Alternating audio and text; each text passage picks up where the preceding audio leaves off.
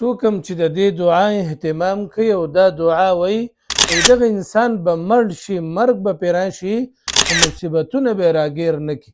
نن سبا دور کې هر مسلمان د یو مصیبت سره مخامخ دی. که غواړئ دا چې د دې مصیبتونو نه الله رب العالمین موږ او تاسو خلاص کړي، نو د دې دعا اهتمام کوئ.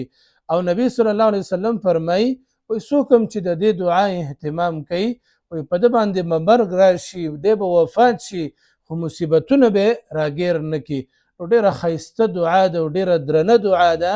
دا دعا په خپله باندې زده کړه، په خپلو ماشومانو باندې زده کړه، په خپلو زنانو باندې زده کړه.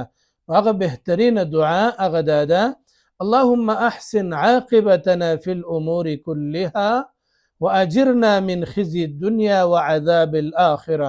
ډېره اسانه دعا ده او ډېره مختصر دعا ده. ډېر څه زده کې نن دا دعا زده که، ډېر څه شعر کې نن دا دعا شعر که. کېدای شي ستا د شعر کولو په وجه باندې څوک دا دعا زده کړي، الله رب العالمین به پرې تاله ډېر زیات اجرونه درکړي.